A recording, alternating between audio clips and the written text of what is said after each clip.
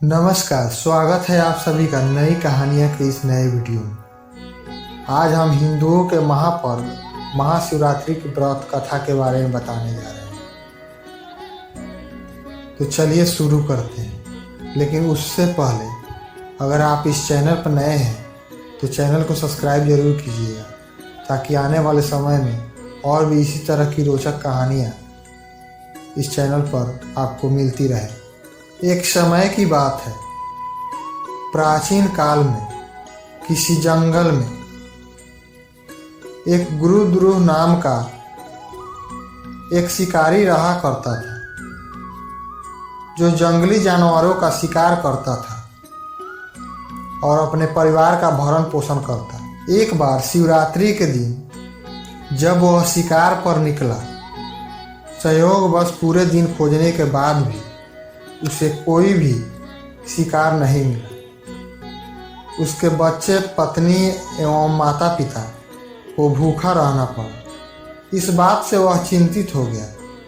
सूर्यास्त होने पर वह एक जलाशय के समीप गए और वहां एक घाट के किनारे एक पेड़ पर थोड़ा सा जल पीने के लिए लेकर चढ़ गया, क्योंकि उसे पूरी उम्मीद थी कि कोई न कोई जानवर अपनी प्यास बुझाने के लिए यहाँ जरूर आएगा। वह पेड़ बेल पत्र का था और उसी पेड़ के नीचे शिवलिंग भी था, जो सूखे बेल पत्रों से ढके होने के कारण दिखाई नहीं दे रहा था। रात का पहला पहर बीतने से पहले एक हिरण वहां पर पानी पीने के लिए आया। उसे देखते ही शिकारी ने अपने धनुष पर बाण साध लिया। ऐसा करने में उसके हाथ के धक्के से कुछ पत्ते एवं जल की कुछ बूंदें नीचे बने शिवलिंग पर गिरी और अनजाने में ही शिकारी को पहले प्रहर की पूजा हो गई। हिरनी ने जब पत्तों की खड़खड़ाहट सुनी तो घबराकर ऊपर की ओर देखा और भयभीत होकर शिकारी से कांपते हुए स्वर में बोली, मुझे मत मारो। शिकारी ने कहा कि वह और उसका परिवार भूखा है, इसलिए वह उसे नहीं छोड़ सकता। हिरनी ने वादा किया कि वह अपने बच्चों को अपने स्वामी को सौंप कर लौट आएगी, तब वह उसका शिकार कर ले।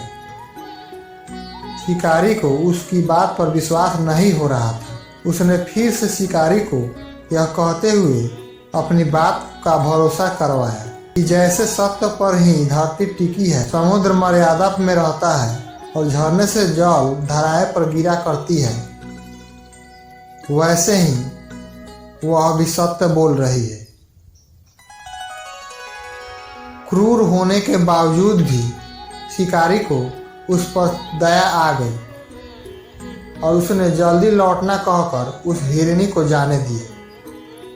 थोड़ी ही देर के बाद एक और हिरनी वहां पानी पीने आई। शिकारी सावधान हो गया, तीर साधने लगा और ऐसा करते हुए उसके हाथ के धक्के से फिर पहले की ही तरह थोड़ा जल और कुछ बेल पत्र नीचे शिवलिंग पर जा गिरे और अनायास ही शिकारी के दूसरे पहर की पूजा भी हो गई। इस हिरनी ने भयभीत होकर शिकारी से जीवन दान की याचना की, लेकिन उसके अस्वीकार कर देने पर हिरनी ने उसे लौट आने का वचन यह कहते हुए दिया कि उसे ज्ञात है कि जो वचन देकर पलट जाता है उसका अपने जीवन में संचित पुण्य नष्ट हो जाया करता है। उस शिकारी ने पहले की तरह इस हिरनी के वचन का भी भरोसा कर उसे जाने दिया। अब तो वह इसी चिंता से व्याकुल हो रहा था कि उनमें से शायद ही कोई हिरनी लौट कर आए और अब उसके परिवार का क्या होगा। इतने में ही उसने जल की ओर आते हुए हिरण को देखा। उसे देखकर शिकारी बड़ा प्रसन्न हुआ। अब फिर धनुष पर बाण चढ़ाने से उसकी तीसरी पहर की पूजा भी स्वतः ही संपन्न हो गई।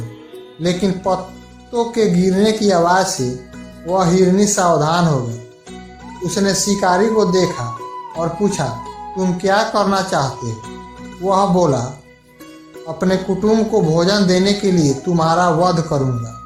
वह मृग प्रसन्न होकर कहने लगा, मैं धन्य हूँ कि मेरे यह शरीर किसी के काम आएगा। परोपकार से मेरा जीवन सफल हो जाएगा, पर कृपया कर अभी मुझे जाने दो ताकि मैं अपने बच्चों को उनकी माता के हाथ में सौंप कर और उन सबको धीरज बांधाकर यहाँ लौट आऊं। शिकारी का हृदय उसके पाप पुंज नष्ट हो जाने से अब तक शुद्ध हो गया था, इसलिए वह विनयपूर्वक बोला, जो यहाँ आए हैं सभी बातें बनाकर चले गए और अभी तक नहीं लौटे। यदि तुम भी झूठ बोलकर चले जाओगे तो मेरे परिजनों का क्या होगा? तो हिरण ने यह कहते हुए उसे अपने सत्य बोलने का भरोसा दिलवाया। यदि वह लौट कर न आए तो उसे वह पाप लगे जो उसे लगा करता है, जो सामर्थ्य रहते हुए भी दूसरे का उपकार नहीं करता। शिकारी ने उसे भी यह कहकर जाने दिया कि शीघ्र लौट आना। रात्रि का अंतिम पहर शुरू होते ही उस शिकारी के हर्ष की सीमा न थी, क्योंकि उसने उन सभी हिरनियों को अपने बच्चे सहित एक साथ आते हुए देखा। उन्हें देखने से ही अपने धनुष पर बाण रखा और पहले ही की तरह कि चौथे पहर की शिव पूजा संपन्न हो गई। उस शिकारी के शिव कृपा से सभी पाप भस्म हो गए। इसलिए वह सोचने लगा, ये पशु धन्य है जो ज्ञानहीन होकर भी अपने शरीर से परोपकार करना चाहते हैं। लेकिन धिक्कार है मेरे जीवन को कि मैं अनेक कुकृत्यों से अपने परिवार का पालन करता हूँ। अब उसने अपना बाण रोक लिया तथा मृगों से कहा कि वे सब धन्य हैं तथा उन्हें वापिस जाने दिया। उसके ऐसा करने पर भगवान शंकर ने प्रसन्न होकर तत्काल उसे अपने दिव्य स्वरूप का दर्शन कराया तथा उसे सुख समृद्धि का वरदान देकर गुरु नाम प्रदान किया। मित्रों, यही वह गृह था जिसके साथ भगवान श्री राम ने मित्रता की थी।